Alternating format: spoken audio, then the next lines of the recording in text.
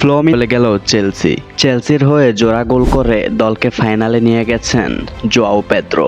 Brazilian এই wonder কিডের ম্যাজিকে ফ্লোমিনেন্সকে 2-0 গোলে হারিয়ে ফাইনালে চলে গেল চেলসি। ক্লাব বিশ্বকাপের ফাইনাল খেলার স্বপ্ন শেষ হয়েছে থিয়াগো সিলভার, তেমনভাবে ফ্লোমিনেন্সের সকল প্লেয়ারেরও।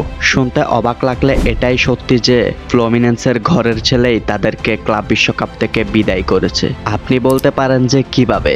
আপনি একটা জিনিস খেয়াল করতে পারেন, জোয়াও পেদ্রো জোড়া গোল করার পরেও তিনি কোনো সেলিব্রেশন করেননি। উল্টো তিনি ফ্লোমিনেন্সের দর্শকদের কাছে ক্ষমা চেয়েছিলেন। কেন জানেন? কারণ ফ্লোমিনেন্স হচ্ছে জোয়াও পেদ্রোর শৈশবের ক্লাব। এই জোয়াও পেদ্রোকে তো ফ্লোমিনেন্সই তৈরি করে দিয়েছিল। এটাই হলো ফুটবলের সৌন্দর্য। তবে জোয়াও পেদ্রো না চাইলেও নিয়তি তাকে এই জায়গায় নিয়ে এসেছে। তার পারফরম্যান্স ছিল অসাধারণ। দেখার মতো 2টি গোল দিয়েছেন তিনি, এবং তার 2টি গোলেই ফাইনাল নিশ্চিত করে চেলসি।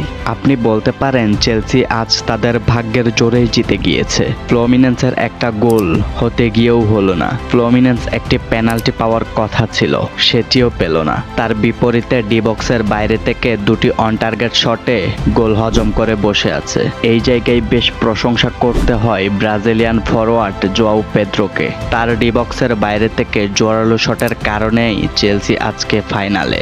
ম্যাচটি গোল শূন্য ড্র হতে পারত, ম্যাচটি পেনাল্টিতেও যেতে পারত। এটি ছিল চেলসির হয়ে জোয়াও পেদ্রোর দ্বিতীয় ম্যাচ। জোয়াও পেদ্রোকে 60 মিলিয়ন পাউন্ডে ব্রাইটন থেকে কিনেছে চেলসি প্রথম থেকে তাদের নিত্যদিনের খেলার মতো খেলতে থাকে কাউন্টার অ্যাটাক, এবং ফ্লোমিনেন্স আজকে একটু উপরে উঠে এসেই খেলেছে।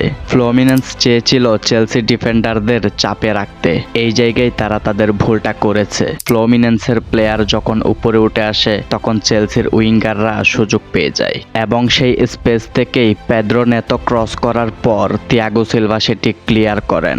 এরপর বল পেয়ে যায় জোয়াও পেদ্রো। তিনি ডি বক্সের বাইরে থেকে দৃষ্টিনন্দন জোরালো শটে চেলসিকে 1-0 এগিয়ে দেয়। এরপর ফ্লোমিনেন্সের স্ট্রাইকাররা সুন্দর মতো একটি গোল বানিয়ে গোলকিপারকে বোকা বানিয়ে গোলবারে অন টার্গেট শট নিলেও সেই জায়গায় গোল লাইন ক্লিয়ারেন্স করেন চেলসির লেফট ব্যাক মার্ক কুরকুরেলা। সেই জায়গায় চেলসির সলিড ডিফেন্ডিং এর কারণে বেঁচে যায় চেলসি। এরপর 1-0 প্রথমার্ধ শেষ হয়। দ্বিতীয়ার্ধের 56তম মিনিটে এনজো ফার্নান্দেসের বাড়ানো পাসে 2 ডিফেন্ডারের মাঝখানে জোরালো শটে জাল খুঁজে নেয় জোয়াও পেদ্রোর বল, এবং সেই জায়গায় তিনি আবারও নিজের শুটিং এর দক্ষতার পরিচয় দিলেন। শেষের দিকে চেলসি ছোট ছোট পাস দিয়ে লো ব্লক পজিশন গেম খেলতে থাকেন, তবে সেই জায়গায় ফ্লোমিনেন্স লং বল দিয়ে অ্যাটাকে ওঠার চেষ্টা করেন, তাতেও বেশ সুবিধা করতে পারেনি ফ্লোমিনেন্স। অবশেষে চেলসির কাছে 2-0 হার মেনে নেয় থিয়াগো সিলভার ফ্লোমিনেন্স। তবে এইবারের ক্লাব বিশ্বকাপ ট্রফি কার ঘরে যাচ্ছে? অবশ্যই আপনার মতামত দিয়ে যাবেন।